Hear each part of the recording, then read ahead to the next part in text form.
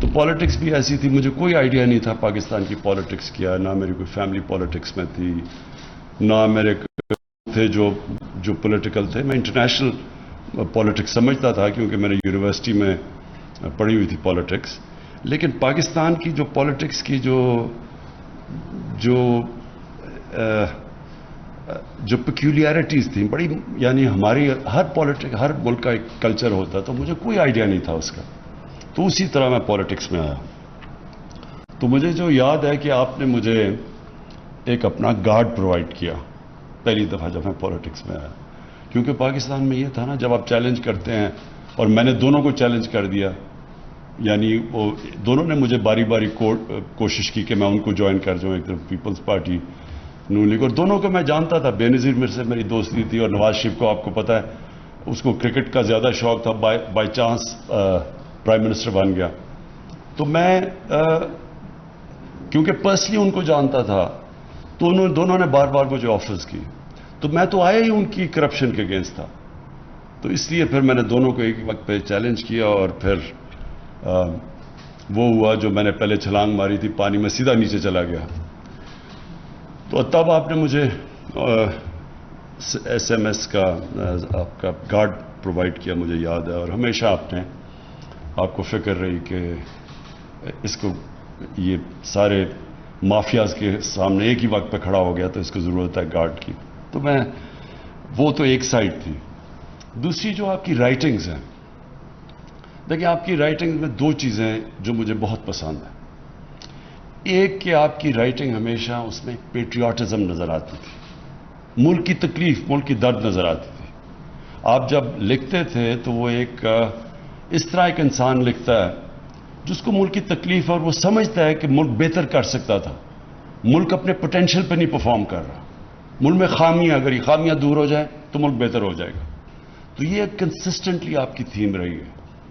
اور یہ مجھے ہمیشہ اس لیے پسند ہے کہ دیکھیں، میں اگر کرکٹ سے دیکھوں کہ کرکٹ میں 21 سال میں انٹرنیشنل کرکٹ کھیلا، تو دو ٹائپ کھلاڑی ہوتے تھے کرکٹ میں. ایک وہ جو اپنے لیے کھیلتا تھا، اور ایک جو ٹیم کے لیے کھیلتا تھا. ہمیشہ ٹیم ڈسٹنگوش کرتی ہیں ان مختلف ٹائپس کے اندر. جو اپنے لیے کھیلتا ہے کبھی ٹیم اس کی عزت نہیں کرتی. میں نے جتنی بھی اپنے کریئر میں دیکھا، جو عزت کسی کی ہوئی، جو ٹیم ریسپیکٹ کرتی تھی، وہ ٹیم پلیئر کی تھی، جو ٹیم کے لیے جان مارتا تھا. اسی طرح قومیں ہمیشہ ان کو یاد رکھتی ہیں جو قوم کے لیے درد رکھتے ہیں، جو قوم کے لیے کوشش کرتے ہیں. اپنے لیے تو انسانی تاریخ میں کتنے لوگ آئے، اربوں پتی بن گئے، پیسے بنائے، باہر پیسہ بھی لے گئے، اپنے لیے جیے، تو کبھی بھی قوم ان کو نہیں یاد رکھتی. اور جو ہمارے انڈین سب کانٹیننٹ کے اندر جو ٹریڈیشن ہے، جو صوفی ٹریڈیشن ہے، آپ دیکھیں کہ اگر ہم یہ گیون ہے قرآن کے اندر کہ عزت اللہ کی طرف سے آتی ہے، یہ ہمارا ایمان کا حصہ ہے. تو آپ دیکھیں کہ یہ جو ہمارے بڑے بڑے بزرگ تھے، داتا صاحب، بلے شاہ، بابا بلے شاہ، بابا فرید، ابھی بھی لاکھوں لوگ ان کو جاتے ہیں سلام پیش کرنے کے لیے. تو کیا وجہ تھی؟ کیونکہ وہ انسانیت کے لیے آئے تھے.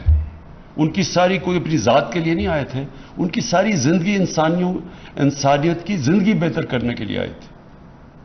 تو اسی طرح جو بادشاہ بھی کوئی آیا دنیا میں کسی ملک میں، تو کس نے، قوم نے کون سے لیڈر کی یا بادشاہ کی عزت کی؟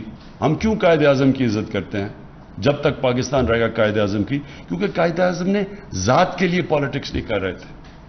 سب کو پتا ہے کہ قائد اعظم مخلص تھے پاکستان کے لیے، وہ صرف پاکستان کے لیے کھڑے تھے. تو اس لیے آج بھی ہم، اور ہمیشہ جب تک پاکستان رہے گا، تو قائد اعظم کو رسپیکٹ سے ان کا نام لیا جائے گا. جس طرح نیلسن منڈیلا ساؤتھ افریقہ میں 27 سال جیل میں گزار کے سب کو معاف کر دیا، کیونکہ اس کا اپنے ذات سے بڑا کاز تھا. تو اس لیے اکرام، جو آپ کی رائٹنگ، وہ میں اس لیے اپریشیٹ کرتا تھا، ہمیشہ کرتا ہوں، کیونکہ آپ ایک اپنی دیانتداری سے کہ کیسے ملک بہتر ہو سکتا ہے آپ لکھتے تھے. لوگ آپ سے ایگری کریں یا نہ کریں وہ مختلف چیز ہے، لیکن پیٹریوٹزم، ایک بیچ میں ملک سے جو پیار تھا وہ سامنے آتا ہے. دوسری چیز کہ یہ بھی میرا کرکٹ سے ایک میں نے اپنے کرکٹ ایکسپیرئنس میں چیز دیکھی کہ دو ٹائپ کھلاڑی ہوتے تھے. ایک کھلاڑی جب گراؤنڈ پہ قدم رکھتا تھا تو اس کی ساری ذہن میں سوچ یہ ہوتی تھی کہ میں اگر ہار گیا تو کیا ہوگا, کہ اگر میں میچ جیتا نہ تو کیا ہوگا, کتنی مجھے ذلت ملے گی, مجھے مذاق اڑے گا, میرا یہ ہوگا. تو ان کی ساری جو مائنڈ سیٹ ہوتا تھا وہ ہار کے خوف سے سارے فیصلے کرتا تھا. اور دوسرا جو کہ چیمپئن بنتا تھا کھلاڑی, وہ ہمیشہ یہ سوچتا تھا کہ میں اگر جیت گیا تو کیا ہوگا. یہ دو ڈفرنٹ مائنڈ سیٹس ہیں. ایک ہے رومانٹک, ایک ہے جو آئیڈیلزم, رومانٹسزم. دنیا میں کسی نے بھی بڑے کام کیے ہیں تو وہ ہمیشہ آئیڈیلسٹک ہوتا ہے. وہ بڑی بڑی خواب دیکھتا ہے, وہ پکچر کرتا ہے جیت کیا ہوگی اور پھر وہ باقیوں سے بڑا سوچتا ہے. اور دوسرا ہوتا ہے پیسمسٹ, جو کہ ہمیشہ جس کو کہتے ہیں ریئلسٹ, ریشنلسٹ.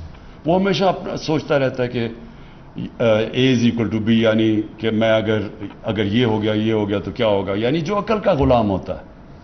میں مثال ہمیشہ دیتا ہوں ایڈمنڈ ہلری کی, کہ جب اس نے فیصلہ کیا ماؤنٹ ایوریسٹ پہ چڑھنے کا تو اس سے پہلے جتنے بھی لوگوں نے کوشش کی تھی یا وہ مر گئے تھے اور یا وہ فیل ہو گئے تھے. تو ریشنلزم تو کہتی تھی کہ یا آپ مر جاؤ گے یا فیل ہو جاؤ گے, کیونکہ وہ ڈیٹا تو یہی کہتا تھا. تو یہ ایک رومانٹسزم ہوتی ہے, ایک آئیڈیلزم ہوتی ہے کہ نہیں جدھر باقی فیل ہو گئے میں کامیاب ہوں گا. تو یہی مائنڈ سیٹ ہوتا ہے ایک انسان کا جو کہ بڑے کام کرتا ہے اور جو ایک پازیٹیو تھنکنگ ہوتی ہے, اور جو ایکچولی دنیا کے اندر جتنے بھی بڑے کام ہوئے وہ ہمیشہ یہ آئیڈیلسٹ نے کیے تھے, جو خواب دیکھنے والے لوگ تھے.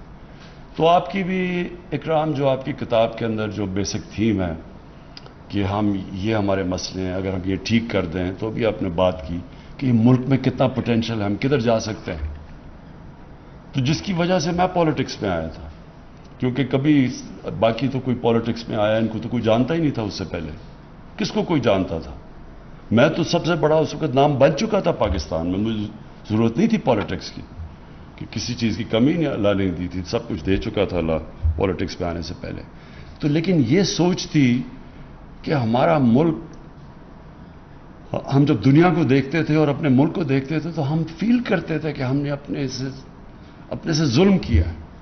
ہم نے اس ملک سے جو اللہ نے یہ نعمت, پاکستان کا نام جو اللہ کی نعمت ہے, اس سے ہمیں انصاف نہیں کیا.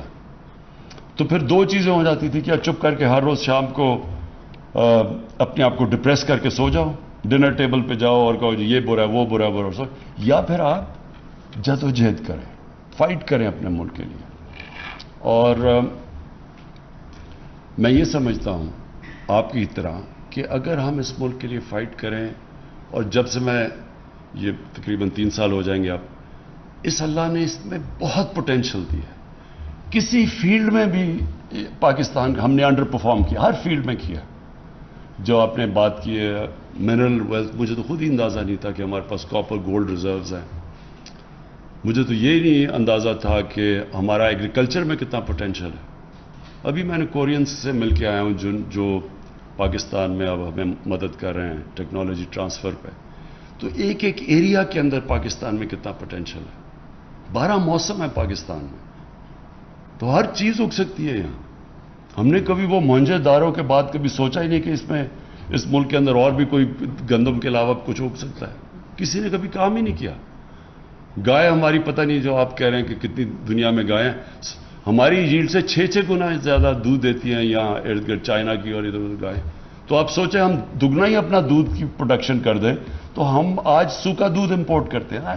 ساری ایسی سٹوریز ہیں, کیونکہ جو لیڈرشپ تھی اس نے کبھی یہ سوچا ہی نہیں کہ اس ملک میں, اس میں جب چھٹیاں آپ کی باہر ہیں, شاپنگ آپ کی باہر ہے, ہاسپٹل آپ کا باہر, آپ کو کیا پتا کہ ملک کے اندر کیا ہے.